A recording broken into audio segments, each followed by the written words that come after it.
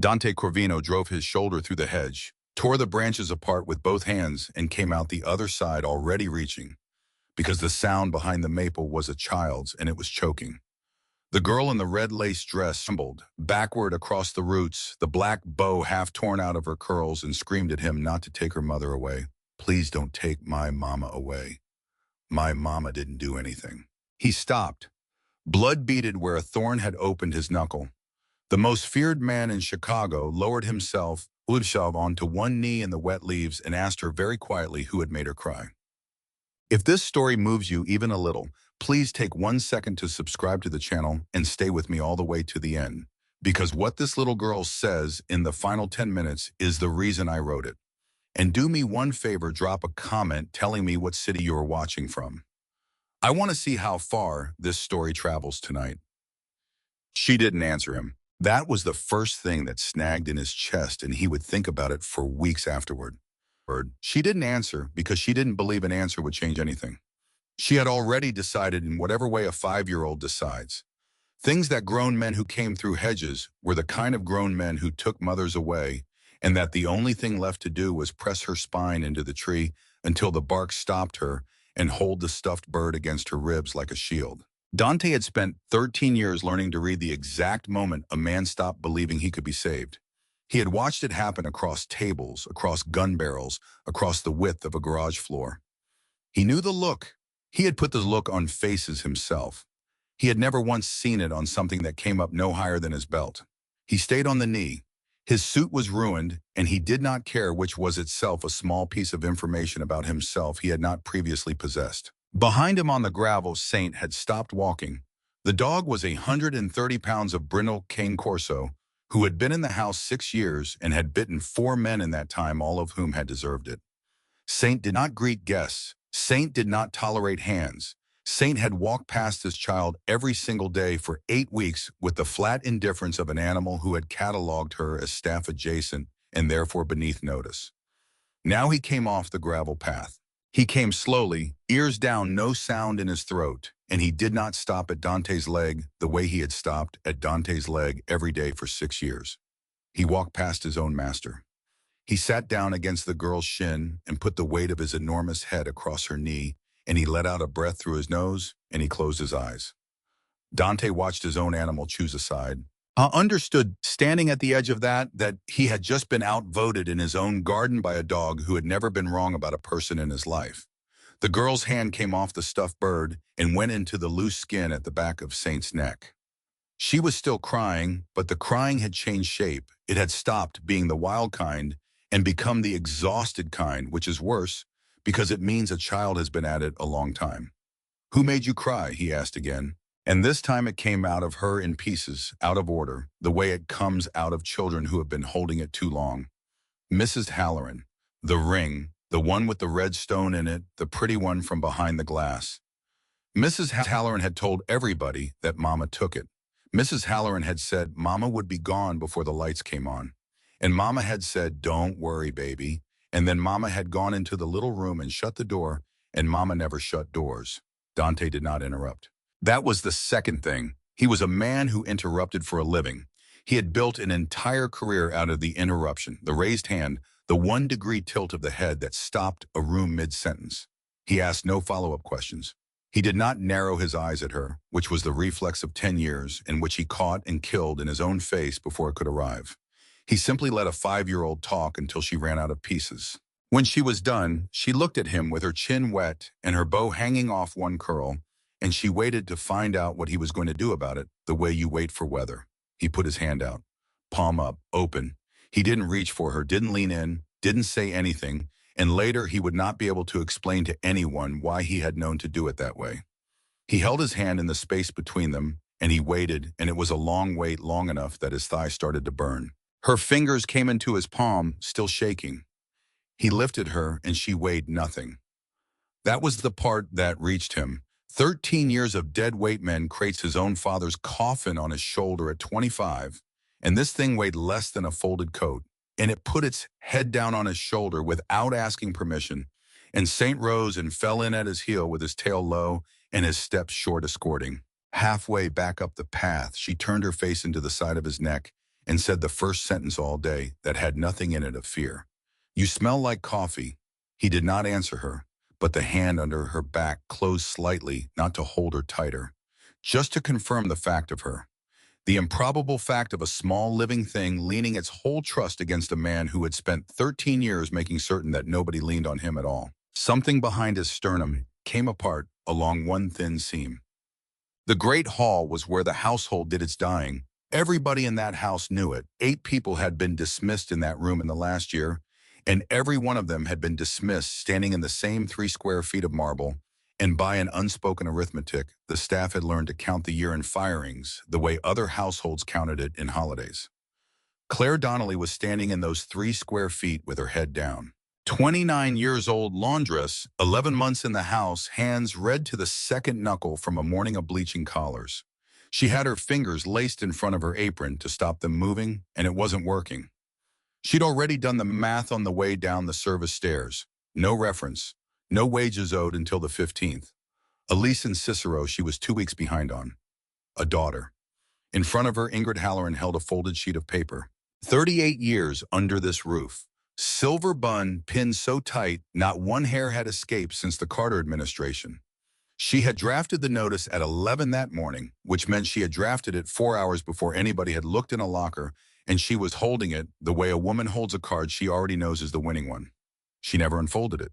Dante came in without any sound at all and set the child down beside her mother and the entire hall. 30 people in doorways on stairs frozen in the act of pretending to work stopped breathing at the same time. Claire looked up. She had been in this house 11 months and had never been closer to the man than the width of a quarter. She saw the wet fingerprints of her own daughter on the sleeve of his jacket, and her mind refused to make sense of it, refused so completely that for 3 full seconds she genuinely believed she was about to be arrested. He hadn't looked at her yet. He turned instead to the man who had stood half a step behind his right shoulder for 11 years. "Ezra." His voice came out flat, the tone of a man reading a lunch order. "Gallery cameras. 3 days back. Front gate closed, nobody in or out until I say, 'Bring me the security chief downstairs.'" Ezra Lynch nodded once and went, and Ingrid Halloran began to go pale in stages. Cheeks first, then the mouth, then the knuckles of the 2 hands clasped over the folded notice she was no longer going to be permitted to use. The little girl reached up and got 2 fingers into the fabric of Dante's trouser leg. She tipped her face back until she found his. "Uncle, you believe my mama, don't you?" 30 people heard it. Dante looked down, and the coldest eyes on the North Shore softened by exactly 1 degree, which was 1 degree more than anyone in that hall had ever seen them move. "I believe children who tell the truth." It landed across that marble like something carved. Ciao. Nobody had contradicted Ingrid Halloran in that house in 38 years. Not the last housekeeper, not Dante's father, not Dante. She recovered fast. That was what he noticed and what he filed. A woman who was innocent and shocked recovers slowly in a fumbling, offended sort of way. A woman who is guilty and cornered recovers cleanly because she has already been running the scenarios for a year. "Sir," silk and a little cold water under it. The ring was in her locker, between her own handkerchiefs. I opened it in front of 2 witnesses, Doreen and the girl from the kitchen. I did not want to believe it either, but I have run this house since before you were born, and I know what I... "Bring me the handkerchiefs." She stopped. "The ring's in the safe, sir." I didn't ask for the ring. The pause after that was long enough for the whole hall to hear the shape of it, because it was the wrong question. It was so completely the wrong question that Ingrid Halloran, who had prepared for 11 different versions of this conversation, had prepared for none of them. And then into that pause, the laundress spoke. Later, Claire would not be able to say why she did it. She had spent 11 months making herself into furniture. She had a policy about her own voice, which was that nobody in a house like this wanted to hear it. But she had watched a man carry her daughter in from the garden, and she had heard him say, "I believe children who tell the truth," and something in her had come off its hinges. "Sir." Her voice cracked halfway through the word, and she pushed it out anyway. "May I see them, the handkerchiefs, please? I'll show you something." Ingrid Halloran turned her head, and for the first time in 38 years, there was something in her face that the staff would talk about for months. Not anger, alarm. They brought the handkerchiefs down on a tray. 3 of them plain white cotton, hemmed by hand, Claire's own, the one she'd carried out of Gary in a duffel bag 2 winters ago with everything else she had left. 2 of them were folded and the ring had been sitting between them. Claire took one off the tray with her fingertips. I fold in thirds. She said it too fast and made herself slow down and started again. Every piece of linen in this house, 11 months. I fold in thirds and I lay the corners to the left because that's how I was taught, and because Mrs. Halloran's own list on the laundry door says corners left. These are folded in half, corners right. She turned the cotton over in the light, and her hands had stopped shaking because there was work in them now, and work was the one thing in her life that had never betrayed her. That's a hotel fold, sir. That's how they teach you in service houses. 40, 50 years ago, nobody under 50 folds like that anymore. She set it down and picked up the second, and she pressed her thumb along the inner crease. And there's bluing on it. Dante did not move. Laundry bluing, she said. It goes in the rinse for whites. It's the only place in this house it exists, and it's in one basin in one room in the basement, and I am the only person who touches it, and there's a smear of it on the inside of this fold, which means whoever folded this had wet bluing on their hand. She looked up, and 11 months of keeping her eyes down came off her all at once. I ran the bluing at 7 o'clock this morning, sir, and at 7:30 Mrs. Halloran came down to the washroom and asked me for the master key to the linen cupboard. She's never come down there. Not once, not in 11 months. The hall went so quiet the radiators were audible. Dante turned his head slowly and looked at his head housekeeper for the first time since he'd entered the room. Ingrid. Sir, where were you at 7:30 this morning? She didn't answer. He didn't need her to. He had come into that garden expecting nothing.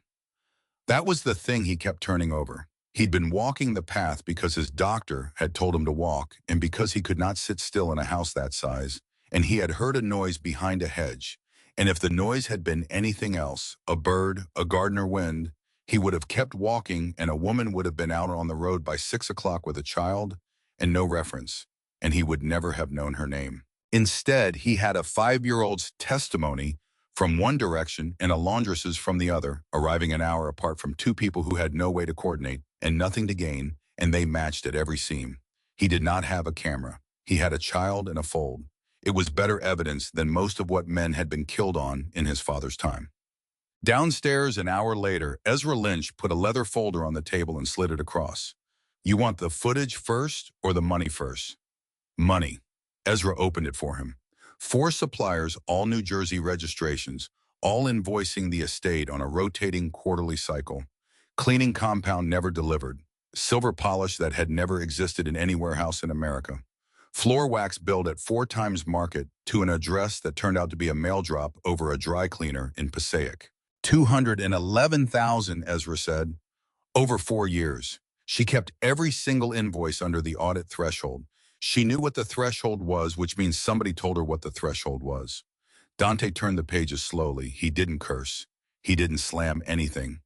He had learned very young that the men who lasted were the ones who read. Nobody moves that much money for that long alone. No, sir. He closed the folder. Don't dismiss her yet.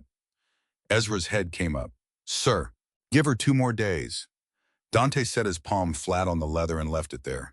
Every call, every letter, every person she meets in this house and outside it. Whoever's been holding the other end of this for 4 years is still under my roof, and the second I put her out the front door, they'll go quiet for a year. He looked up. She stays, she works, she thinks she survived it, and she runs straight to whoever she runs to. Ezra nodded and reached for his radio, and on the way out of that room he permitted himself exactly one breath of relief. Not about Ingrid Halloran. Ezra Lynch did not care about Ingrid Halloran. He was relieved because for 11 seconds sitting across that table, he had genuinely believed he was about to be asked what he'd been doing on the 2nd floor last Friday night. Upstairs, Claire Donnelly stood just inside the doorway of a room she had cleaned 40 times and had never once entered as anything but a pair of hands. Sir, I shouldn't. Sit down. My shoes, Mrs. Donnelly. He said it without any edge at all, which somehow made it worse. In this house, a child who tells the truth gets more than she asked for, not less. That goes for her mother. Sit down. She sat on the front 3 inches of a chair that cost more than her car. Her daughter had already gone on tour.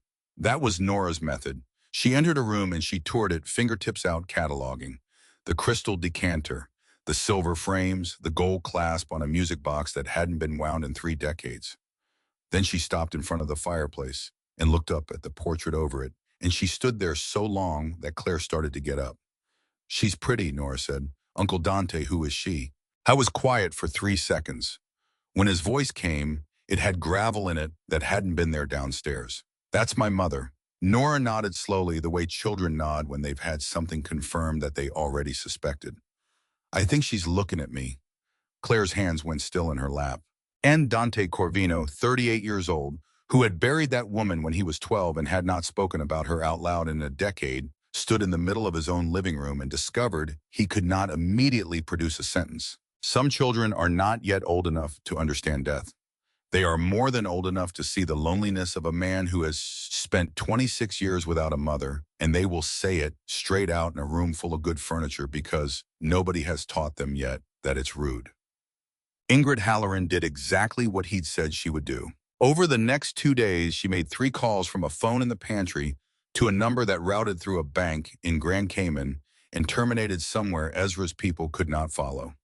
She took a half day for a dentist she did not have and met a silver-haired woman for 22 minutes in a coffee shop on Lincoln, and the woman kept the lower half of her face inside a gray fur collar the entire time. And the man Ezra had put on the corner got 40 photographs and not one usable face. And on the second night, she did something that nobody had predicted. She came to Claire. She came down to the washroom at 9:30 alone, and she stood in the doorway of a room she'd entered twice in 38 years, and she watched the younger woman pull sheets out of a machine, and she said in that voice like poured silk, "You have a daughter." Claire straightened up with the sheets against her chest. "You have a daughter and no husband and no people, and you've been in service long enough to know exactly what that's worth in a house like this." Halloran's hands were folded. Her bun was perfect. "I am going to give you one piece of advice, and I am going to give it to you free because in a week you're going to wish somebody had. Men like him don't rescue people. They collect them. And when he's finished with the two of you, you won't be a laundress anymore. You'll be a woman who was in the newspapers." She tipped her head an inch. "Take your girl and go home, Mrs. Donnelly." Claire stood there with wet sheets soaking into the front of her uniform and her heart going like a bird in a box, and she said the truest thing she'd said in 11 months.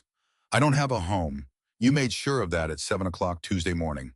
Halloran's mouth thinned. She turned and went back up the stairs, and Claire put the sheets down and sat on an upturned laundry basket in the dark for a long time, shaking, because she had just talked back to the most powerful woman in that house, and she did not know yet whether it had been courage or the beginning of the end. Wednesday morning, all 30 of them were called into the Great Hall. They stood in 3 uneven rows. Nobody spoke. Half of them had been in that room a week earlier, watching a laundress they'd assumed was finished, and the whisper for 6 days had been that the boss had lost his mind over a child, and there were at least 4 people in those rows who had already decided how they were going to tell that story at their next job. Dante stood beside a wall screen with the folder under his arm and no preamble whatsoever. The footage ran. Ingrid Halloran in the gallery at 11:14 at night, lifting the ring out of the case with the ease of a woman who had dusted it 100 times. Ingrid Halloran going down 2 flights of service stairs. Ingrid Halloran opening a locker that was not hers with a master key and folding a handkerchief in half corners, right the way she had been taught in 28, and laying a stone worth more than the whole staff's annual wages into it. Then he opened the folder and read the numbers out loud. 4 companies, 4 years, $211,000. She did not kneel and she did not beg. She stood exactly as she had stood in that hall for 38 years, chin up hands, folded silver bun, immaculate. And when he finished, she looked at him with something that was almost approval, as though a difficult pupil had finally shown his working. Dante didn't raise his voice. "As of this moment, Ingrid Halloran is no longer head of this household." He let it sit. "The complete file, including the federal wire records, has been on a desk downtown since last night. She will be tried under her own name. The papers will print that name. Every family that has respected her for 40 years will read it over breakfast." That was what broke her, not the guards, the name. 2 men stepped up and took her by both arms, and she walked out across that marble in the deadest silence 30 people had ever stood inside of, And she did not look at a single one of them, and every person in that room understood they had just watched an era end. In the second row, Doreen Pike lifted a hand to her mouth.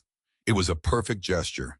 Shock grief, a small, stunned shake of the head, a woman witnessing the fall of a colleague she had loved. Dante saw it, not because it was wrong, because it was early. Doreen Pike's hand had come up a half beat before he'd finished the sentence about the newspapers, which meant she had known the shape of the ending before she'd heard it, and there was only one way she could have known.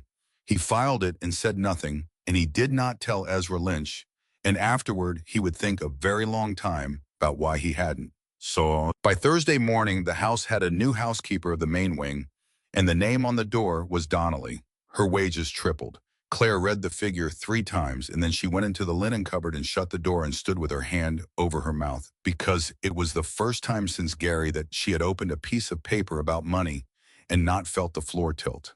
And on the second floor at the end of the corridor, over the rose garden, they opened a room that had been shut for 30 years. Ivory bedding, a tall window, a low oak shelf with children's books on it that no child had touched since Dante Cravino was 8 years old. Claire stood in the doorway with her daughter on her hip and cried so hard she had to put a hand on the frame. Nora, who did not understand any of it and who understood all of it, patted her mother's collarbone and asked the question that opened her mother straight down the middle. "Mama, is Uncle Dante a good man or a bad man?" Claire wiped her face with her wrist and smoothed the curls off her daughter's forehead and gave her the only honest answer she had. "Mama doesn't know yet, baby." She kissed her hair, but he stopped walking. Out in the corridor, half a step back and from the open door, Dante Corvino stood with his hand still on the wall. He stayed there a long time after she'd finished. Then he walked away and made no sound doing it, and downstairs he poured a drink he did not want and stood at the window of his study with it going warm in his hand thinking about a sentence. He stopped walking. I had was the thing. For 13 years he had made a discipline of not stopping. Not for the men who begged in garages, not for his aunt's phone calls from Wisconsin, not for the anniversary of his mother's death, which he marked every year by working through it. He had built a life with no soft place in it anywhere on the theory that a man with nothing to lose could not be reached. It had taken 400 seconds behind a maple tree to demonstrate what a load-bearing lie that had been. He had one more thing to do that day, and he did it badly. He went up at 8 and stood outside the nursery and knocked on the frame like a man visiting an office. And Nora shouted at him to come in, and he came in, and he had absolutely no idea what to do with his hands. She was sitting up in the ivory bed with the one-eyed stuffed sparrow under her chin. "Uncle Dante," she held it out at him with both arms. "You hold tuppence tonight. That's yours. I know, enormous patience, but you sleep by yourself." He took the bird. He stood there, holding a stuffed animal with one eye in a room he had not entered in 3 decades, 38 years old, 210 pounds of a man, that 4 separate federal agencies kept a file on, and he could not for the life of him remember how he had gotten here from the hedge. "Uncle Dante." Mrs. Halloran said Mama did it. She had her fist in the quilt, and everybody believed her. All the grown-ups, even the nice ones. "I know." "Why?" He thought about lying. He thought about it seriously for about 2 seconds because it was the kind of question you were supposed to lie about. And then he decided that the one thing he was not going to do to this child was join the long list of adults who had already handled her carelessly. Because she was old and important, he said, and your mother wasn't. Nora took that in with her whole face. "That's stupid," she said. "Yes. Are you going to fix it?" Dante set the sparrow down on the quilt beside her and pulled the blanket up over her shoulders with the graceless, over-careful motion of a man who had never tucked in anything in his life. "I already did, little one," and he believed it when he said it. That was the part he'd come back to in the weeks afterward, standing in that same doorway with everything on fire. That on the 4th night he had genuinely believed the hard part was behind them, that the rot had a name and the name was in a cell downtown, and that the worst thing that would ever happen to this child in his house had already happened behind a tree in the garden. 3 floors below and 4 rooms east in a service bedroom, with the light off a burner phone began to vibrate face down inside a wool sock at the back of a bottom drawer. 3:04 in the morning. Doreen Pike had not been asleep. She had not been asleep since Wednesday, when she'd watched 2 men walk Ingrid Halloran across white marble and had understood, standing in the second row with her hand over her mouth, that the 4 years of small deposits into her sister's account in Joliet had a paper trail attached to them, and that the paper trail had her name on it in at least 3 places.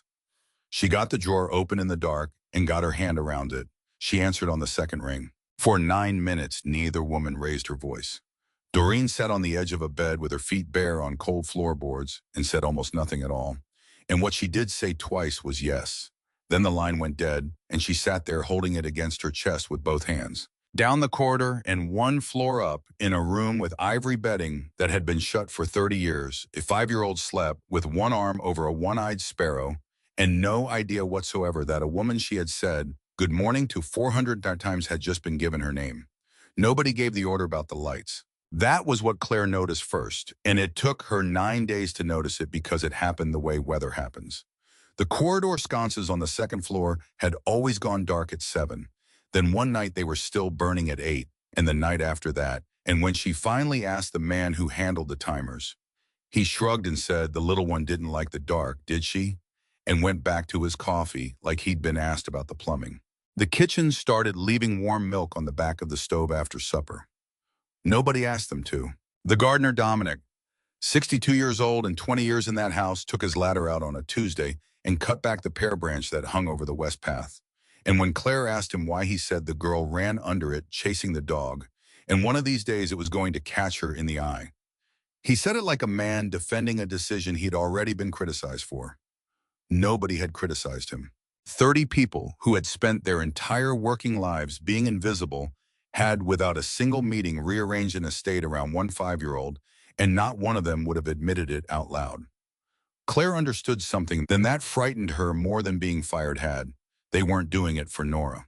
They were doing it because for 11 months they had all watched Ingrid Halloran run that house on the principle that people at the bottom deserved whatever happened to them, and then a laundress had stood up in the Great Hall and pointed at a fold in a handkerchief, and the whole architecture had come down. They were doing it because they'd found out the floor was there. And Claire, who knew exactly how fast a floor could go away, again lay awake doing arithmetic on how long it could possibly last. Nora found the library on the second Saturday.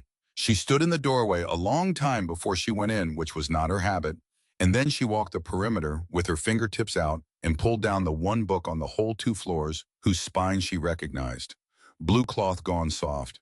A silver bird stamped on it, worn nearly flat, the tin sparrow. She climbed into the leather armchair that was 4 sizes too big for her, arranged herself, opened the book upside down, and began to read it out loud, in the grave voice children use when performing something important. She could not read a single word. Her mother had read it to her every night for 2 years, and she had the whole thing. Dante came in during the 3rd chapter. He heard her before he saw her, and he stopped in the doorway with a folder in his hand and stood there while a 5-year-old recited from memory a book his mother had put into his hands when he was 6, the last thing that woman ever gave him. Blue cloth silver bird 3 years before she died, and he did not move for 10 minutes. When she turned the last page, she looked up and waved at him. Dante, come sit, I'll read to you. Down the corridor, Ezra Lynch came around the corner with an armful of folders and heard it and nearly put all of them on the floor. Claire came in from the next room at a half run. Baby, no, sweetheart, you call him Mr. Corvino. Leave it. Dante hadn't taken his eyes off the chair. Dante's fine. She decides. Nobody had used his first name in that house in 15 years. Not his aunt, not the men who'd carried his father. The staff had a whole grammar built around not using it, and a child had knocked it over in 4 seconds, and he had let her. Ezra took that back down the hall with him and thought about it the rest of the day. Saturdays at 3 became hers after that. He sat in the chair opposite with a newspaper he never opened. Saint slept across her feet and made a noise in his sleep like an engine idling. His great-aunt Rosalind called from Door County that same evening, the way she called every Sunday, and Dante answered and said everything was fine and hung up in under a minute. 74 years old, 300 miles north. Rosalind Corvino set down her knitting and looked at the phone in her hand for a good while. 6 years of Sunday calls, and the boy had never once gotten off in under 9 minutes because the boy had nobody to talk to and had never admitted it. She wrote a note to herself on the back of an envelope and stuck it under the sugar bowl. The pool was the following weekend, and it started badly. Nora took one look at the water and screamed. Not the ordinary kind, the wild, breath-stacking kind she'd had behind the maple. When Claire stepped down into the shallow end and the water came up past her waist, the child went rigid against the tile and howled like the pool was going to take her mother and not give her back. Then Dante came out in a plain black shirt and navy shorts, and she stopped mid-sob. She had never seen him in anything but a suit.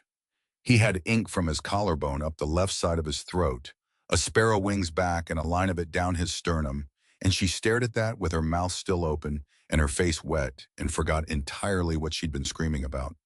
He came down the steps and crossed to her and put his hand out, palm up, open, same as the hedge. Come here, nothing in this room is going to hurt you. Her fingers went into his palm. He started with nothing, blowing bubbles with both hands on the wall, lying flat on his forearms, staring at the ceiling. When she tried her first stroke, she got both arms around his collar in a chokehold of absolute faith and kicked in every direction at once. And half an hour later, she was laughing so loud it carried out through the vents into the garden, and Dominic looked up from his beds and smiled at nothing. Claire sat on the edge with her feet in and did not trust herself to speak. She was watching a woman she didn't recognize, the one inside her own chest, start to believe that happiness was a thing that could happen to them and not just something that occurred at a distance to other people in better lives, and she knew exactly how expensive that belief was going to be if she was wrong. In the shallow end, Dante held the girl against his shoulder and asked without looking down, "What are you most afraid of, little one?" "Losing Mama." He was quiet a long time. "You're not going to lose your mother. I promise you that." She tipped her head back to look at his face with water running out of her curls. "You're sad, aren't you?"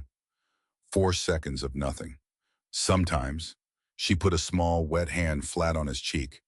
"I'll stay here so you're not sad anymore." Claire heard it from the edge and turned her face away and pressed her mouth into her own shoulder. That night, he sat on the end of the ivory bed and told her about Saint, how he'd found him at 4 months in a wire crate at a fighting yard down in Kankakee, so scarred across the belly, he wouldn't let a hand near it, wouldn't eat with anyone in the room.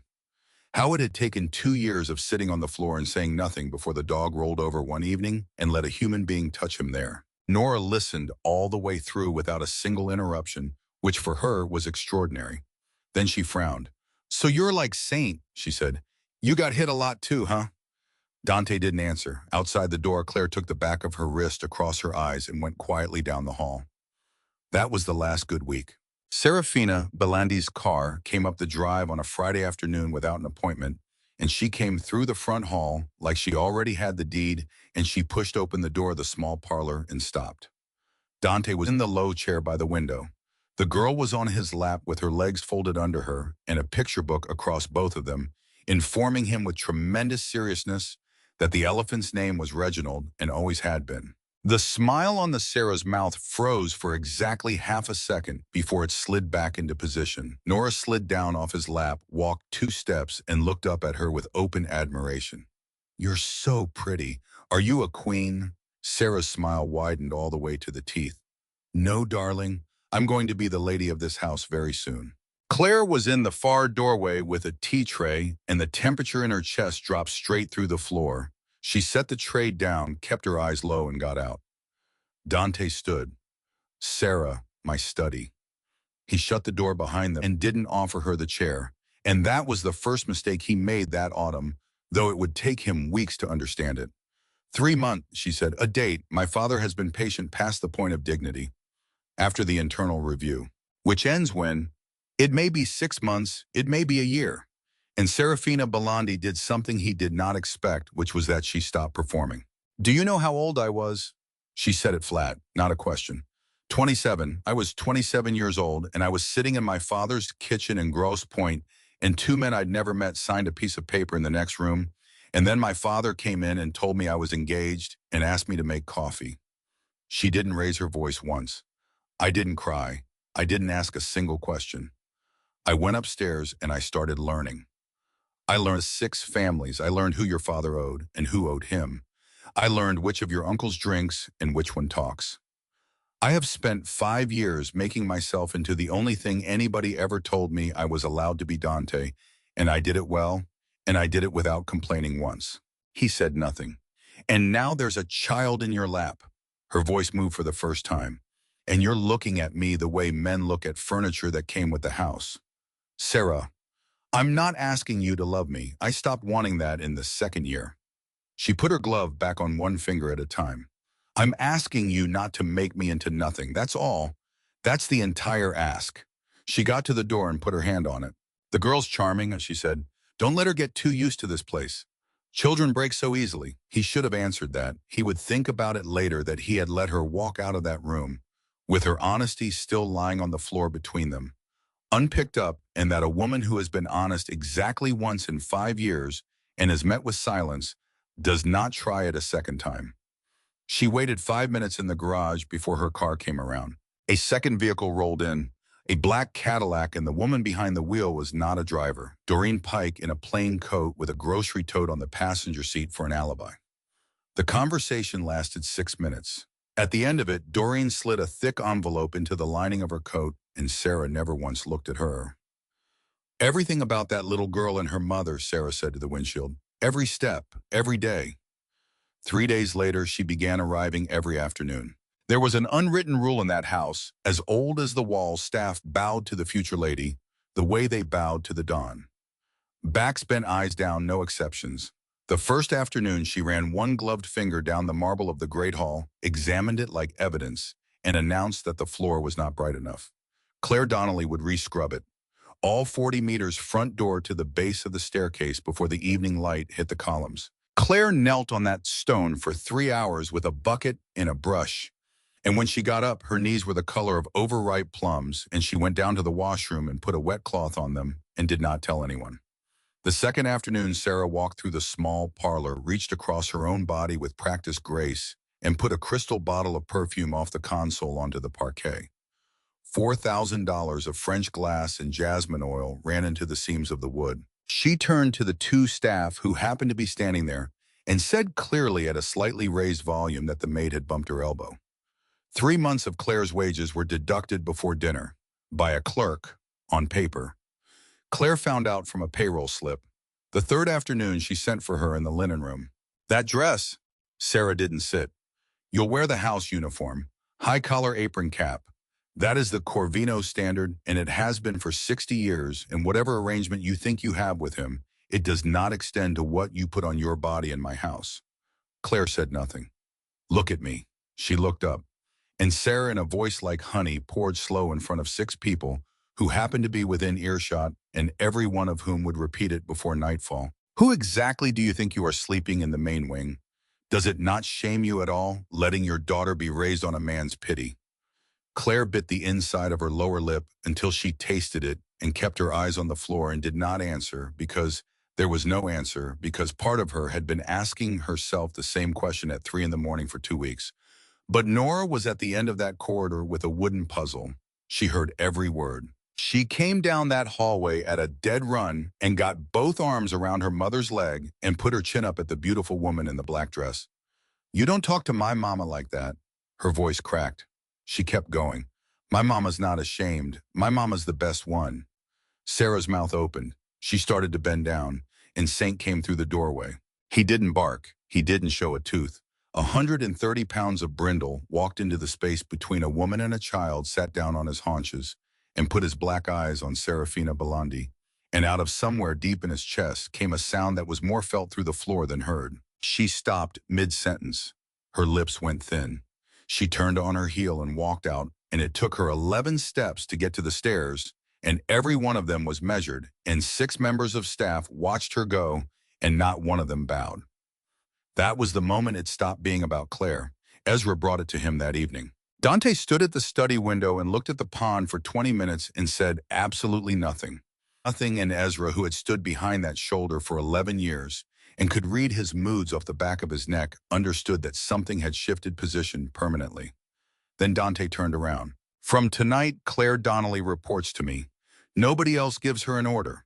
Not the kitchen, not the house, not Sarah. He paused. And if Miss Belandi arrives while I'm out of the house, she does not go into any room where the child is. Ezra hesitated for exactly 1 second. Sir, the engagement. The engagement is mine to worry about. Dante didn't raise his voice at all. The child belongs to this whole house. Ezra said, "Yes, sir," and left, and he carried that sentence down the stairs with him and turned it over the entire way, because in 11 years he had never once heard Dante Gravino describe anything as belonging to the whole house.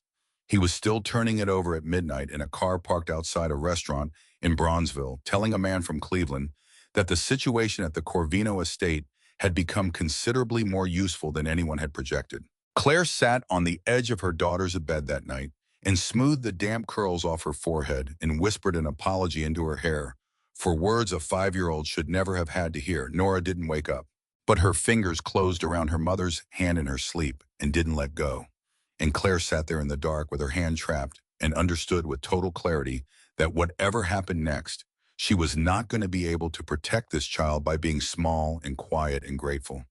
Because being small and quiet and grateful had been her entire strategy for 11 months, and it had produced a bruised pair of knees and 3 months of missing wages and a woman calling her a beggar in front of 6 people. The next morning, Doreen Pike overheard the new standing order by the pantry, waited until the corridor cleared and dialed a private line.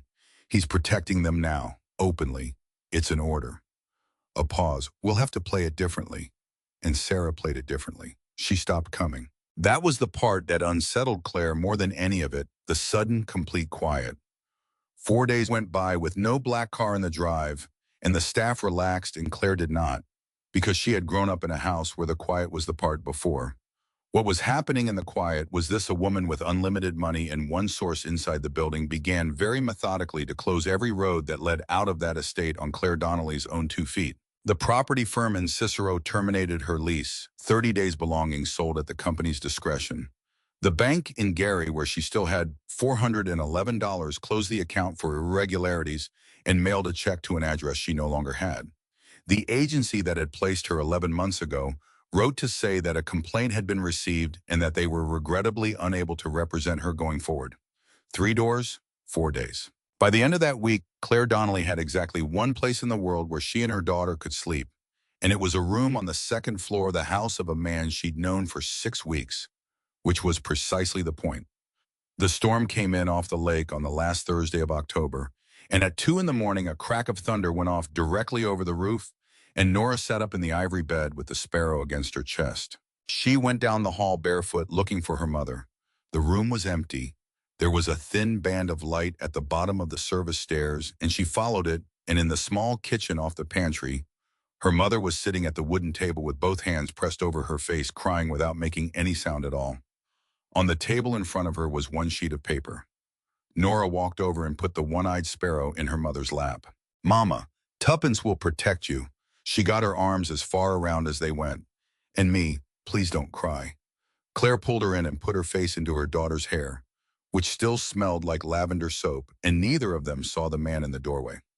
Dante had come down for aspirin, and he had 2 of them in his palm, and he had stopped mid-step, and he could not go forward, and he could not go back. I was watching a 5-year-old comfort her mother at a kitchen table in the middle of the night, and inside him a door he had kept shut for 26 years came off its hinges all at once, because he had done this before. He had been 12 years old, and it had been raining, and he had come down for water and found his mother sitting at a kitchen table, exactly like that, with both hands over her face, crying without any sound.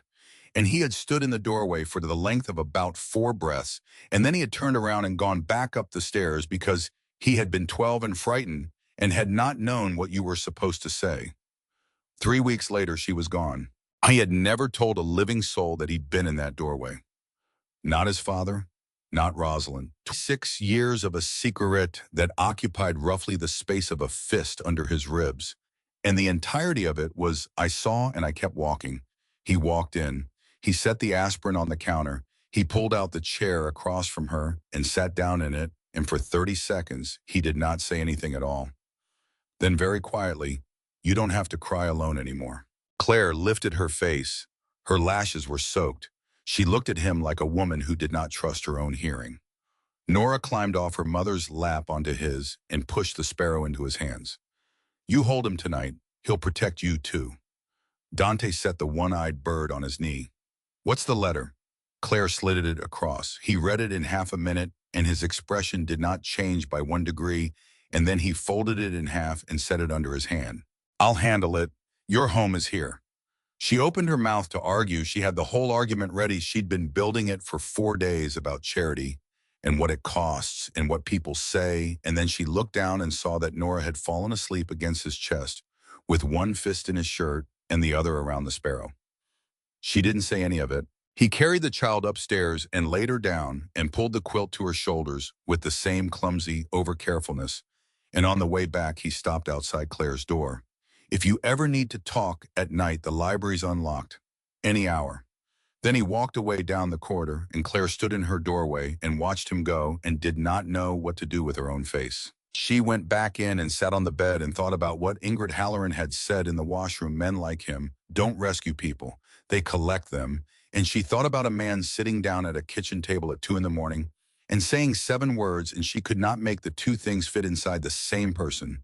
And it did not occur to her until much later that they had never needed to. By Tuesday, Sarah had a plan, and it was already in motion, and it had 4 pieces in a leather overnight case. She went through them once in a suite on Michigan Avenue with Doreen Pike sitting across from her, and she did not explain any of it because Sarah did not explain things. She simply set them out on the table one at a time and let a woman with a name in a federal file draw her own conclusions. A small vial of clear liquid, a veterinary compound from a chemist her father had kept on retainer since the 70s. Violent nausea, a brief seizure, an hour of unconsciousness, no lasting damage of any kind. A slim leather journal half filled in a sloping hand that any reader alive would swear belonged to a woman in her late 20s, reproduced in Zurich from 3 grocery lists left on a kitchen counter. A second tube of the same colorless liquid in an envelope. The reception is Saturday, Sarah said. 80 guests, 6 families, 11 council representatives. Everyone who matters between Cleveland and St. Louis will be in that hall by 7. She folded her hands. I take a measured dose before dinner. Then I ask Claire Donnelly to press me a fresh orange juice 3 separate times across the evening in front of witnesses so that half the room can testify they watched her make it. At 9:20, I go down. She looked up. In the noise, you go to the 2nd floor. Master key. Vial goes in the bottom drawer of her room. The journal goes inside the seam of the child's stuffed bird. The girl carries it everywhere. They'll find it in an hour. Partial print on the cap using this. She lifted a wafer of silicone film molded off a glass Claire had handed her 3 weeks earlier. Doreen understood on the first pass. She put the envelope in her coat. Sarah's phone went. Her father's voice came through from Grosse Pointe, low and cold. Serafina, I don't care what you do, but do not let it run past its edges. If he ever finds out, I will not lift one finger for you. Yes, Papa. She hung up, looked at Doreen and laughed softly once. He still thinks this is about control, she said. It isn't. This is removal. She had accounted for everything. The witnesses, the timing, the room, the print, the paper stock, the handwriting, the pharmacy, the dose. There was exactly one variable in that entire plan that Serafina Belandi had never touched and never would. And it was standing in her blue parlor at 11 o'clock on Friday night with the corridor camera switched off between 10 and midnight and the leather case open on the bed. Ezra Lynch took the vial out of the velvet. He held it up for a second in the dark. Small, violet glass. Then he put a different one in its place. Identical shape, identical color, identical little handwritten pharmacy label, and closed the case and set it back exactly where it had been, sitting one corner square to the edge of the blanket. He was out of the room in under a minute. He got to the top of the service stairs and stopped because he heard a door, and he stood absolutely still in the dark with his hand flat on the wall for 11 seconds. Down the hall, 5-year-old came out of a room in bare feet, went into the bathroom, ran the tap, and went back to bed. Ezra Lynch let his breath out and went downstairs and slept for the last time in his life, like a man with nothing on his conscience. He asked her about the party the way you ask a child about a birthday. That was the only way it was going to work. She was 5. If she understood that she was being questioned, she would try to be helpful. And a 5-year-old trying to be helpful is a 5-year-old inventing things. And Dante had seen grown men do the same under pressure and had learned at 22 never to tell a witness what you were hoping to hear. So on Monday morning, he put her in the window chair in the library with a plate of toast she didn't want, and he said in the voice of a man making conversation, "Tell me about the party." It was bad. Before it was bad. She thought about it. She counted on her fingers, which was her method for everything. I wore the white dress. Mama tied my ribbon twice because it fell out. You had the black tie, the good one. She squinted. There was music, but it was the sad grown-up kind, not real music. There were white flowers everywhere, and they smelled like the dentist. Aunt Sarah had a red dress, but I like my red one better. Mine has the lace. That's true. What about the day before everybody came?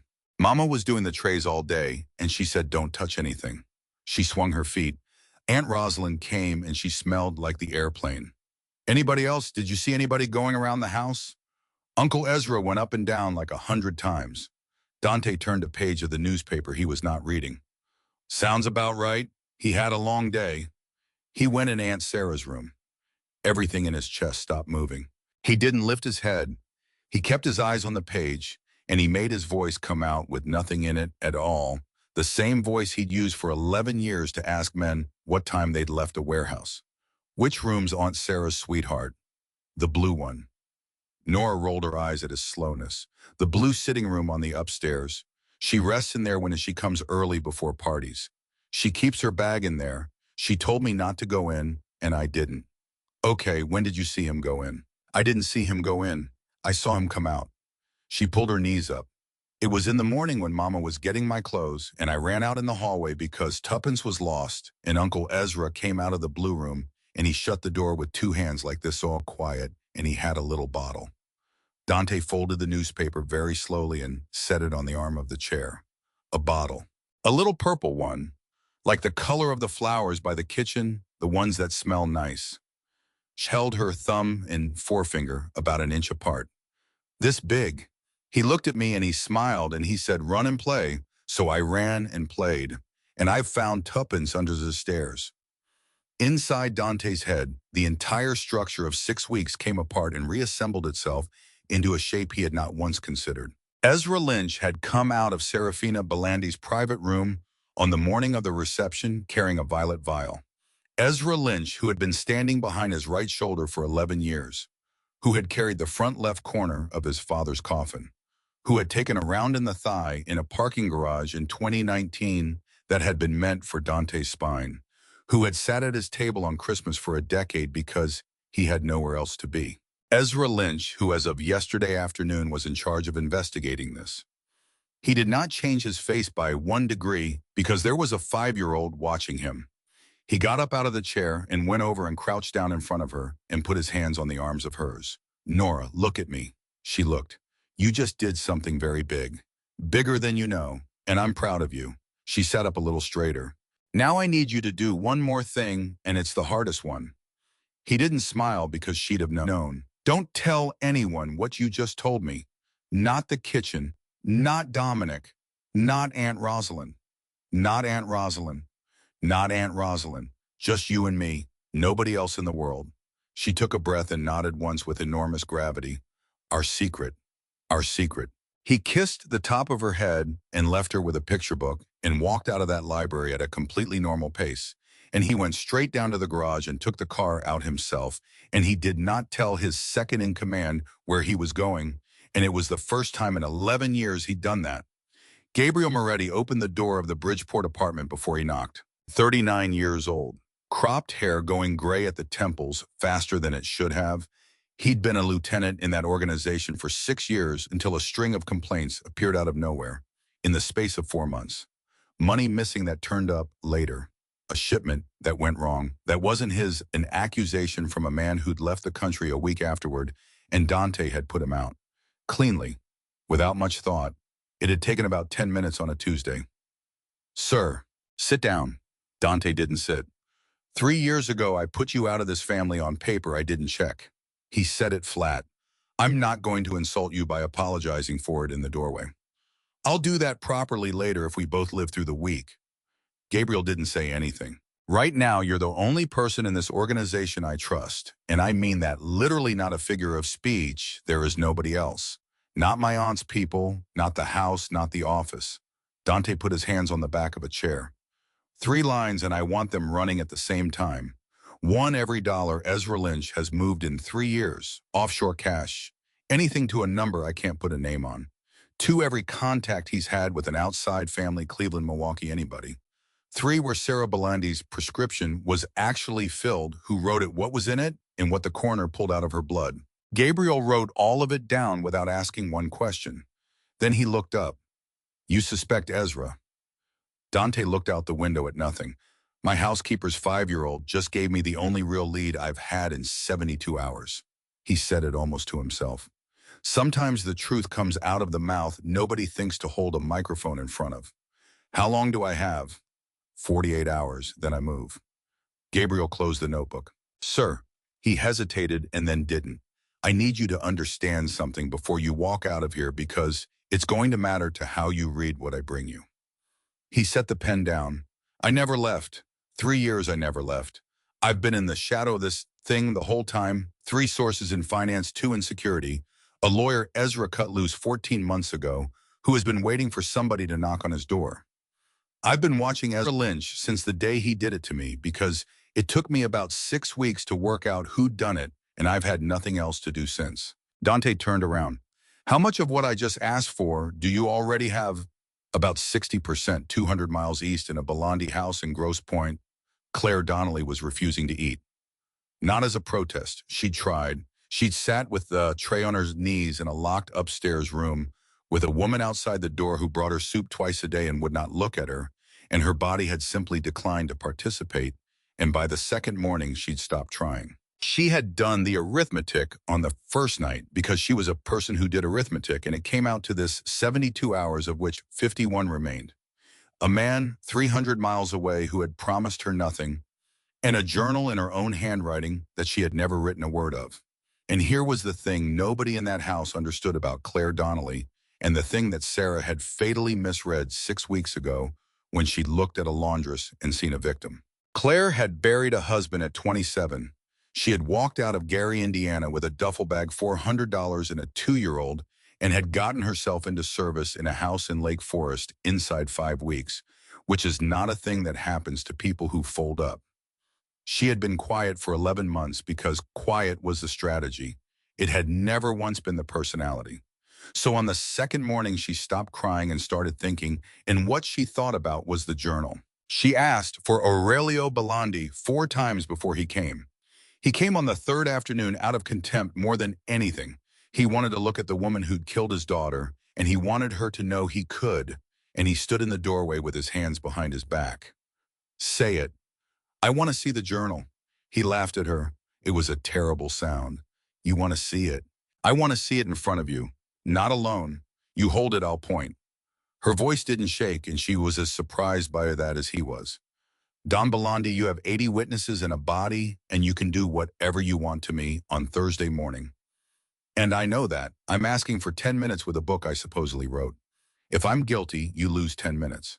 He stood there for a long moment. Then he sent a man for it because he was 68 years old and he had been in this life a long time, and somewhere under the grief there was still the animal that had kept him alive since 1978, and that animal did not like how well the evidence had gone. He brought it in on a tray and set it on the table and did not let go of it. 10 minutes. Claire looked at the first page for about 4 seconds. Turn it to the light. He turned it. I've handled linen and paper for 11 years, sir. In service, you learn stock the way a butcher learns cuts because you're the one who irons it and the one who throws it out. She leaned in without touching it. That's a Florentine leather handbound, and that's laid paper with a chain line. That book cost more than $300. Do you know what I earned before 6 weeks ago? $410 a week, and I sent 90 of it to my mother-in-law in Gary every Friday for 2 years. She looked up. I've never owned a book that wasn't my daughter's. Aurelio said nothing. Turn it, any page. Middle. He turned it. Now put your thumb on the ink and pull down. He hesitated, then he did it. The ink smeared. Not much, a ghost of a tail off the bottom of a letter. That's a fountain pen with an iron gall ink, and it has been on that page for less than 3 weeks. Claire said, I've laundered enough shirt cuffs to know exactly how long ink takes to stop moving on that kind of paper. That book's supposed to be half a year of a woman's private thoughts, and every page in it was written in the same fortnight, by the same hand, with the same pen, in the same sitting posture. Look at the margins. They don't drift. Nobody writes half a year of anything at the same margin. I was very still. Page 14, she said. Please. He found it. Read me the part about the locket. His eyes moved. His face changed. Read it out loud, sir. I need to hear it in a voice that isn't mine. And Aurelio Belandi read in a flat, careful voice a paragraph in which a young widow wrote that she had taken out the gold locket her husband had given her and had held it and had thought about how she was going to be a Corvino wife within the year. Claire put both hands on the table. I pawned that locket in Gary in February of 2 years ago. Her voice cracked for the first time. She let it. I pawned it for $220 to pay the man who dug my husband's grave because the tannery's insurance didn't cover a fire they caused. And my daughter was 2 and I had nothing else that was gold. There's a ticket. Ludwig's on Broadway. I still have the stub in a coffee tin, and if somebody sold it since then, it's in their book with my signature on it. She was crying now and she kept talking straight through it, which was the most impressive thing Aurelio Belandi had seen in some years. The woman who wrote that had a photograph of my past, sir. Somebody researched me. Somebody found out what I used to own. But whoever wrote it did not know what I have now because I have not had that locket in 2 winters, and there is not one living person who would know that except me and a pawnbroker on Broadway. Silence. Somebody built me, she said, out of paper, and whoever did it hated your daughter enough to kill her and hated me enough to hang it on me. And I want you to understand, sir, I do not know why either of those things are true. Aurelio Belandi did not release her. He closed the journal and took it away and locked the door behind him, and he went downstairs and sat in a chair in his own front room for 2 hours without turning a light on, and he did not sleep that night or the next. Gabriel Moretti worked 41 straight hours on black coffee and gas station sandwiches, and when it was finished, it ran to 47 pages. A Cayman account under a Panamanian shell called Vane Holdings LLC. 2.3 million through it in 34 months. The inflow traced back through a Swiss intermediary and 3 layers of paper to the Barone family of Cleveland. And Gabriel had put the note on the front page in his own handwriting because he'd wanted Dante to see it before he saw a single number. Sir, Cleveland doesn't win if Detroit wins. Cleveland doesn't win if we win. Cleveland only wins if both of us bleed for 6 months. Read the rest with that in your head. 3 meetings in 6 weeks with a Barone representative named Enzo Carrata at a restaurant on Bronzeville, photographed by a doorman who owed Gabriel a favor from 2017. The prescription filled at Herdsman's on Dempster 2 weeks before the reception, written by Dr. Weiss, the Belandi family's private physician, for 30 years. The compound would put a healthy woman on the floor for an hour with a brief convulsion and nothing else. It could not kill her. It had never killed anyone. The coroner's finding obtained through a clerk in the Wayne County office something entirely different. Lethal inside 4 minutes. And the second-floor corridor camera at the Corvino estate switched off between 10 and midnight on the Friday night before the gala from a terminal in the security office using a credential that belonged to Ezra Lynch. Dante read all 47 pages standing up in the Bridgeport apartment, and it took him 20 minutes. Then he closed the cover and sat down and did not say anything for 3 full minutes. 11 years. He was speaking almost to himself. He carried my father. He took a round for me in a garage on Walker, and he limps in the cold because of it. He sat at my table every Christmas because his mother's dead and he's got nobody. That's why he could do it, sir. Gabriel said it quietly without any triumph in it at all. Nobody else was close enough to get into that room. Dante nodded slowly. Tomorrow morning, 6 o'clock, I take him. He stood. But you send this file to Aurelio Belandi first through the council chair on the neutral channel. He has to have it in his hands before I put a finger on Ezra because if I move first, that old man believes I'm silencing my own man to protect my housekeeper, and then we're in the war anyway. Yes, sir. Ezra Lynch had known for about 18 hours. Not the specifics, the shape. He had spent 11 years learning to read the back of that man's neck, and now the man was leaving the estate without telling him where he was going twice. And there was a border rotation running that Ezra had found out about from the duty log, instead of from Dante's mouth, and the Doreen Pike assignment had gone quiet, no follow-up, no questions, nothing. And on Tuesday morning, a girl from the kitchen mentioned making conversation that the boss had sat with the little one in the library for a long time on Monday, asking her all about the night of the party. Ezra put his coffee down and went to the window. Down in the garden, a 5-year-old was throwing a red rubber ball for a cane corso, and Rosalind Corvino was on the stone bench 15 meters away with a book. She was the only person alive who had seen him come out of that room with a violet bottle in his hand. He stood at that window for a long time, and it should be said, because it was true that some part of Ezra Lynch fought it. He had held that child on his knee at a table. He had carried her upstairs once when she'd fallen asleep in the kitchen. He was not a man who had ever wanted to be the kind of man who did this. But he was 44, and he had $2.3 million in the Caymans. That would be an indictment inside a week, and Cleveland had already been paid for a war that hadn't started. He took out his phone and called Enzo Carrata.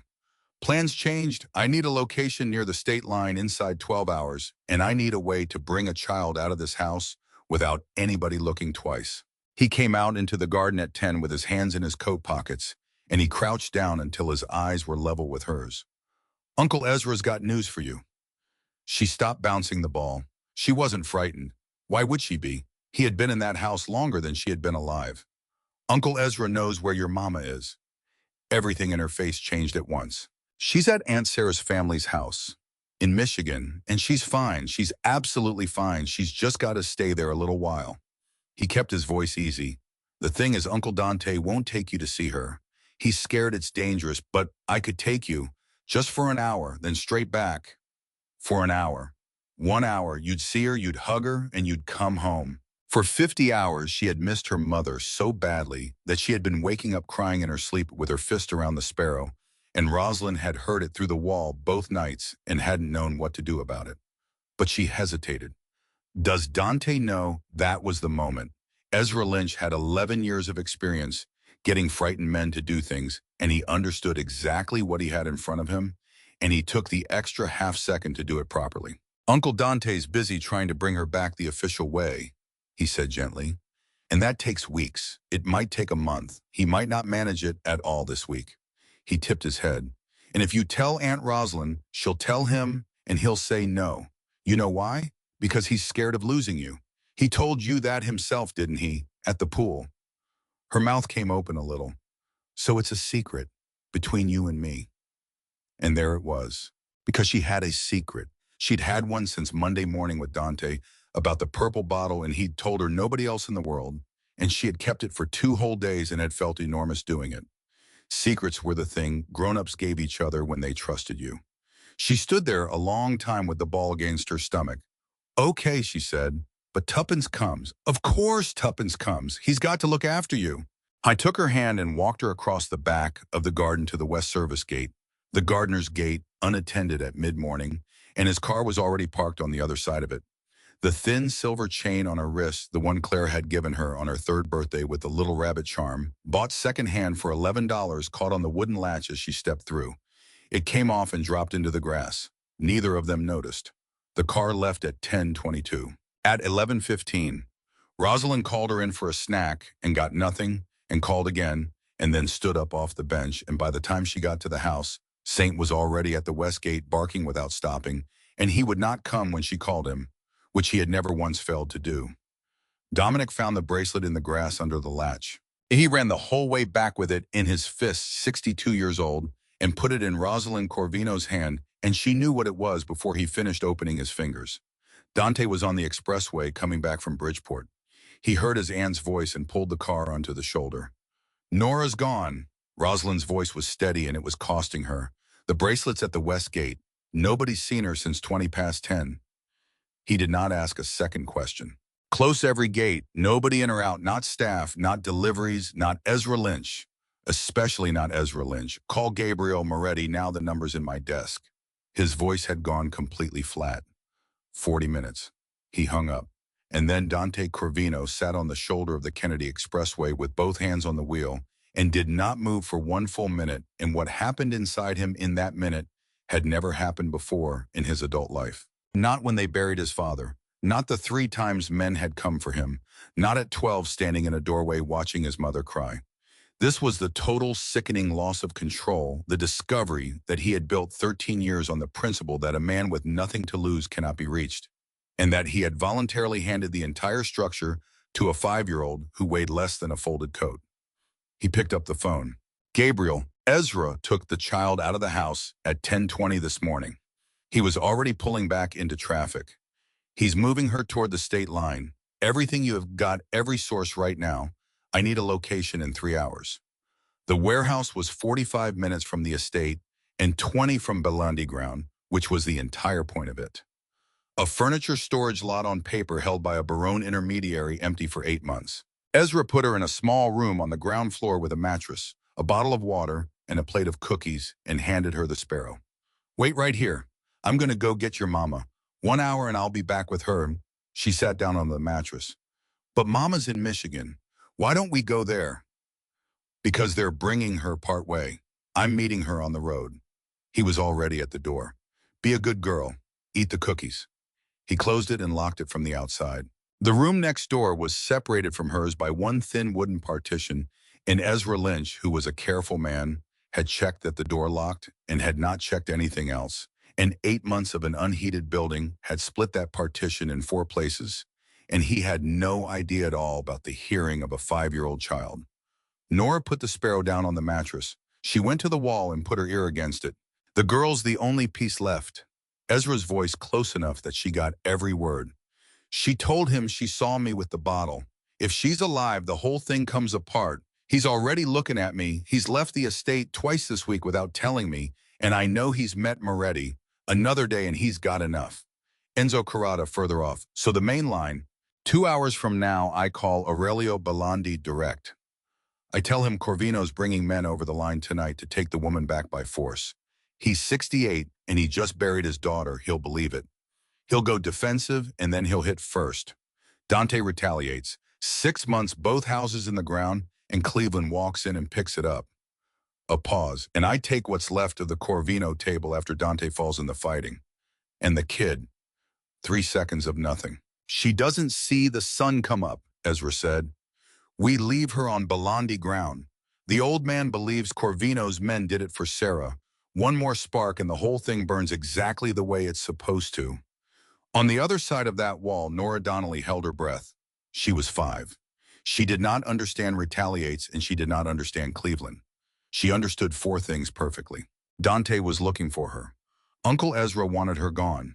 Uncle Ezra was the one who had done the bad thing to her mama and to Aunt Sarah. And Uncle Ezra wanted the Michigan people to hurt Dante. She started to shake and she did not cry because the crying made noise, and she had worked that out on her own in about 2 seconds. She went back to the mattress and picked up the one-eyed sparrow and put her mouth against its head. He's coming, she whispered. Dante's coming, he promised. Then she lay down on her side facing the wall and shut her eyes and made her breathing slow and even the way she did when her mother checked on her at night, and she waited. Gabriel had it in 2 hours and 40 minutes, and not through Ezra Lynch, who was careful, but through Enzo Carrata, who was not, and who had used a personal phone to book a car to an address off Route 27 an hour and a half earlier. Fraser storage off 27 4 miles short of the line. Marked empty. 6 on site, Ezra and 5 Barone men, best count I can get.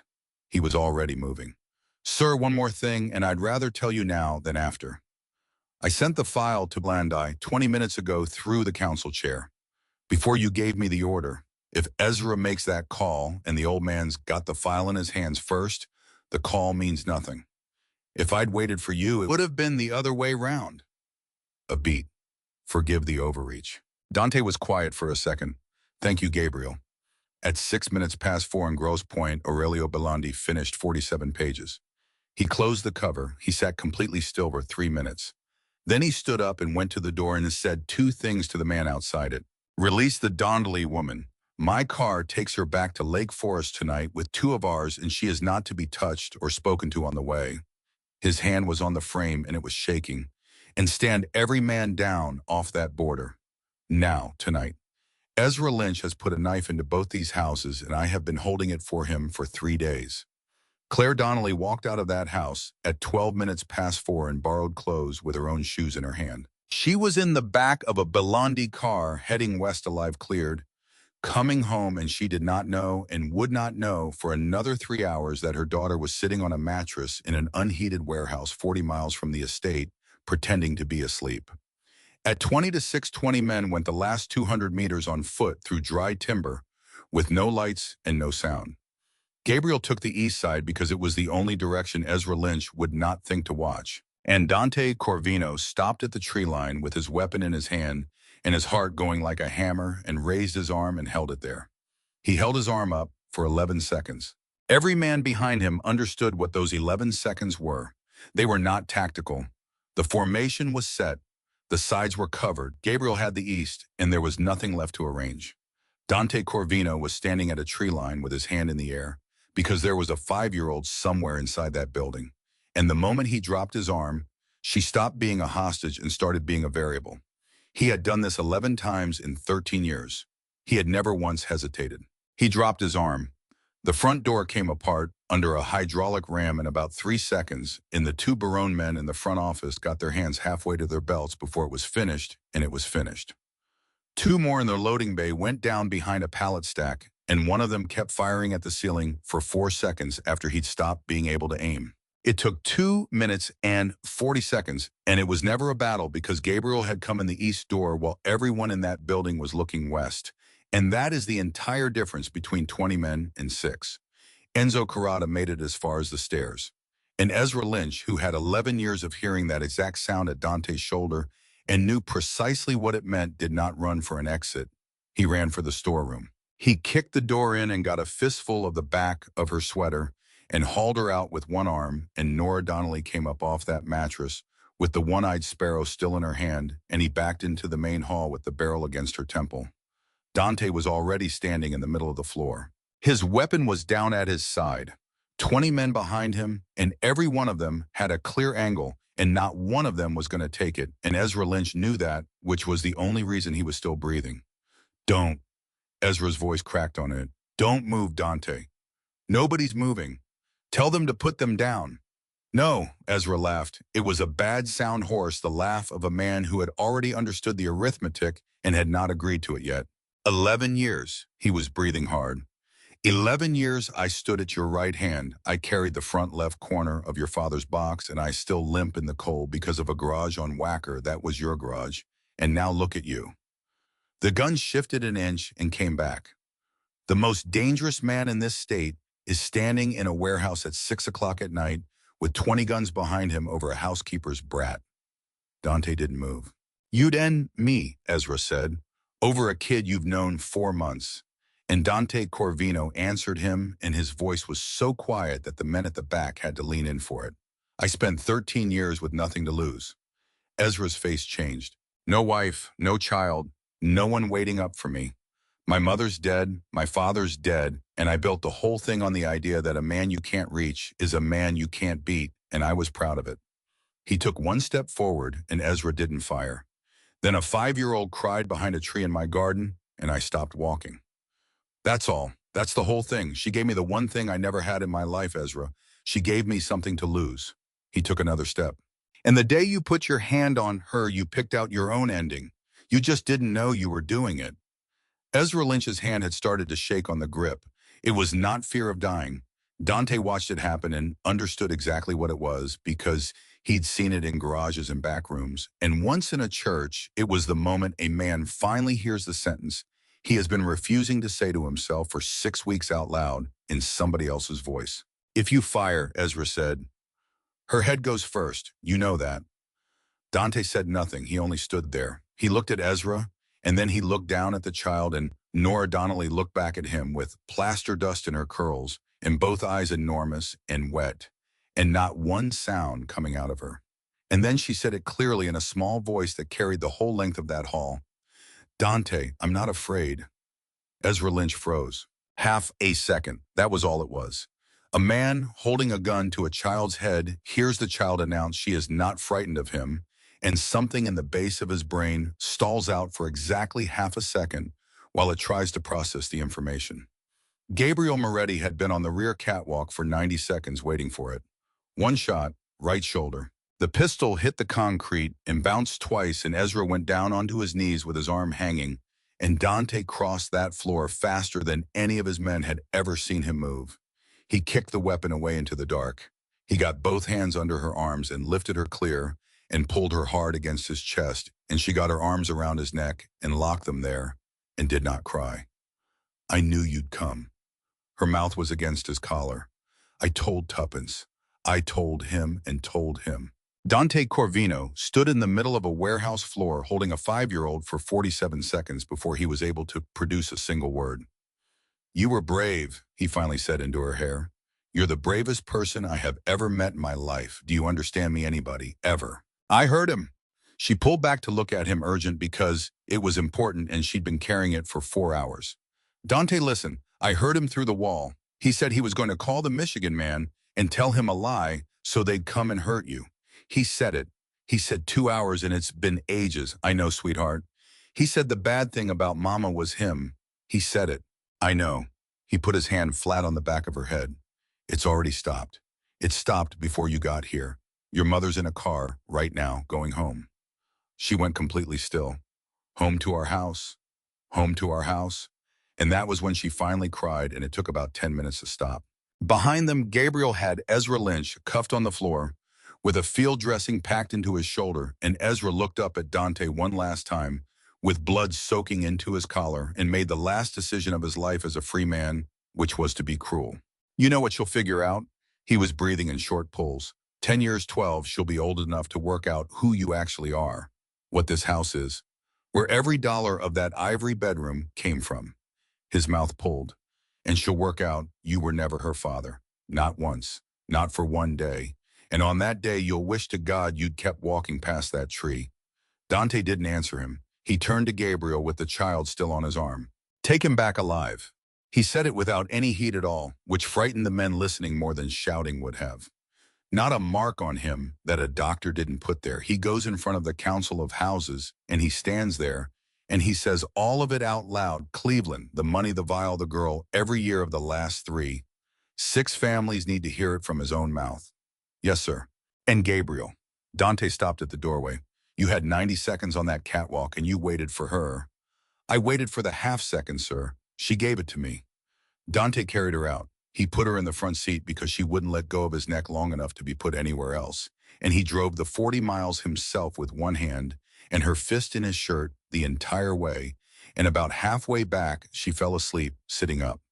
The car came through the main gate at 5 to 7. Claire had been back 40 minutes. She had come up that drive in a Belandi car with 2 Detroit men who had not spoken a word to her in 3 hours, and she had walked into the great hall in borrowed clothes with her hair down and her shoes in her hand, and Rosalind Corvino had met her at the foot of the stairs and had not known how to say it. So she'd said it plainly because there is no other way. "He has her. He called 11 minutes ago. She's alive and she's not hurt, and they're coming." Claire had gone down onto the marble on her knees right there in front of the staff, and Rosalind had gotten down onto that floor with her 74 years old in her good coat and held her while she made a sound that half that house would remember for the rest of their working lives. Then she'd gotten up and gone out onto the front steps and stood there in the cold in her borrowed clothes and refused every single person who came out with a coat. She saw the headlights come through the gate. The car hadn't fully stopped when the passenger door opened and Nora came out of it awake and moving and hit the ground running in a pair of shoes that had come off one at a time on the way. And Claire Donnelly went down the steps and onto the paving stones on her knees and caught her daughter in both arms. Neither of them said anything at all for a long time. Nora had her whole face buried in her mother's neck and both fists in her mother's hair, and Claire was rocking side to side the way she had when the girl was 8 months old and colicky, and Gary was cold, and her husband was still alive. Saint ran 3 complete circles around them with his tail going for the first time in 3 days. Rosalind stood on the steps with both hands pressed over her mouth and wept without a single sound. And Dante Corvino got out of the car and stopped about 10 meters short and stayed there. He didn't come closer. He stood in the drive with his jacket ruined and his hands empty and watched a woman hold her child on the paving stones of his house. And he understood that he was looking at the only thing he had ever built in his life that had nothing to do with fear, and that the correct thing to do with it was stand at the edge of it and let it happen. Claire looked up over her daughter's shoulder and found him. She didn't get up. She didn't say thank you, which he was grateful for. She just held his eyes across 10 meters of driveway for about 4 seconds, and everything that needed to be true between the two of them became true in that 4 seconds, and neither of them ever discussed it afterward because there was never any need to. The Council of Houses sat 11 days later in a shuttered opera house on Wabash. Ezra Lynch stood in front of 6 families with his arm in a sling, and gave them everything because Gabriel Moretti's 47 pages had made lying pointless. And because at some level a man who has been carrying that much for 3 years is relieved to put it down. Cleveland, 2.3 million. The complaints he had manufactured to break Gabriel in 2022, the name of the Barone representative in the restaurant in the dates, the camera credential, the vial. And the plan said out loud in a room with a stenographer to 11 representatives in the heads of 6 houses, a war between Corvino and Belandi, 6 months. Both organizations gutted, and Cleveland walking into the ruins of 2 territories it could never have taken in a straight fight. The family sat with that. 6 houses that had spent 30 years watching each other for weakness heard in a single afternoon exactly how close they had come to spending 400 lives on a lie manufactured by a man in a sling. They stripped Ezra Lynch of every asset he had. They handed him to the federal government along with the entire Cleveland file. And Gabriel turned up 4 more killings inside the following 10 days, one of them from 2016, one of them a man whose sister had spent 8 years being told he'd left the country. The Barone family lost its seat. That took another month, and it was not gentle. And Doreen Pike was arrested in her sister's kitchen in Joliet on a Tuesday morning with an envelope of cash still taped under a drawer, and she gave a statement that ran to 9 pages, and the first line of it was that she had been paid $400 a month for 4 years to tell Ingrid Halloran which staff members were vulnerable. 16 years in that house, $400 a month. Claire read that line in the file Dante left on the kitchen table and had to sit down because she had said good morning to that woman 400 times. The truth about Serafina Belandi was made public in the same session, and Dante insisted on it, and it cost him something with 2 of the 6 houses. She had planned something ugly. That was stated plainly: a staged collapse, a forged journal, a woman's life traded for a wedding date. It was read into the record, and it was not softened. And then Dante Corvino stood up in front of 11 council representatives and said the second half of it, which nobody had asked him to say. She did not deserve to die for it. He said it once and didn't elaborate.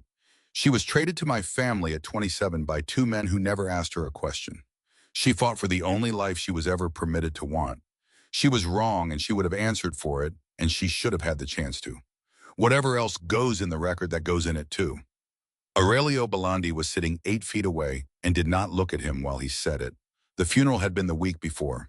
Dante stood beside the old man for 40 minutes and did not offer him a single word of comfort because there wasn't one, and because he had learned at 12 years old that the people who stand there silently are worth more than the people with something prepared. At the end of it, Aurelio put something into his hand. It was a single sheet of paper folded, once taken out of a desk drawer in Grosse Pointe by a father who had spent 3 days going through his daughter's things looking for an explanation. 4 lines, Sarah's handwriting, the real one, which did not slope left. I have done everything correctly. I learned every name. I learned every debt. I made myself into exactly the thing I was told to be, and I did it without complaining once. And it turns out that nobody was ever going to love me for it, and I want to put down in writing one time for nobody that in 33 years, not one person ever asked me what I wanted. I was never asked. Dante read it twice and folded it and gave it back. Aurelio Belandi took his hand and held on to it. My daughter did a terrible thing. His voice was steady and his eyes were not. And I did a worse one, and I did it for 20 years, and mine can't be judged by anybody because there's no law against it. He let go. Our 2 houses aren't bound by a marriage anymore, Corvino. They're bound by something that outlasts one. The weeks after that were quiet in a way that estate had not been quiet in 30 years. Claire stayed, not as housekeeper. That word stopped being used in the house sometime in the 2nd week, and nobody made an announcement about it. She had no title. She ran the wing, and she ate at the table, and she argued with him about the wine order, and the staff worked out the arrangement long before either of the 2 adults involved did, and they were all extremely careful not to be caught smiling about it. Rosalind Corvino did not go back to Door County. She had her things sent down in December and moved into the East Rooms and told her nephew she was staying through the winter in the following March. She was still there in the March after that, and nobody ever raised the subject again. Gabriel Moretti was made second in that organization at a table in front of 9 men, and Dante apologized to him properly out loud in front of all of them for 3 years he could not give back. Gabriel took it badly in the way that men like him take that kind of thing, and then went outside and sat in his car for a while. Nora had no nightmares. That was the part that unsettled the adults most. They had braced for it. Claire had asked a doctor, Rosalind had asked a priest, and it simply did not come. She slept. She ate. She went back to the puzzle at the end of the corridor as if the warehouse had been a long car ride. What she did do was appear. 2 or 3 nights a week, Dante would look up and she'd be standing in his doorway in her nightgown with the sparrow, and she'd climb into the armchair by his bed without asking and be asleep in 90 seconds. He never once sent her back down the hall. In the first week of December, he took the blue book off the library shelf. He wiped the dust off the silver bird with his thumb and opened the front cover where there were already 2 names written one under the other in 2 different hands, 40 years apart. He took a pen and wrote the third. Then he carried it upstairs and put it in her hands. 3 names, he said, my mother's, mine, yours. That book's older than this house, and now it's got your name in the front of it, and when you're old, you'll give it to somebody and write theirs. Nora opened the cover and looked at the 3 lines for a long time. I can't read it. I know. Read it to me. And Dante Cravino sat on the end of an ivory bed and read his own name out loud to a 5-year-old, and then his mother's, and then hers.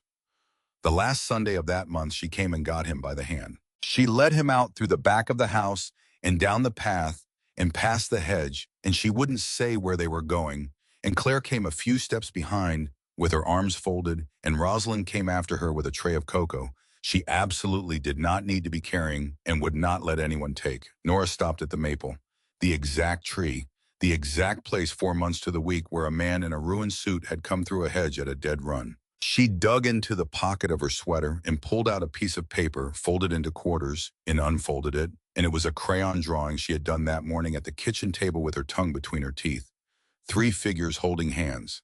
A tall, dark-haired man, a brown-haired woman, a small one in the middle holding on to both of them, and above them, in the shaking capitals of a girl who was still learning, her letters pressed so hard into the paper that the wax had torn it in 2 places, my family.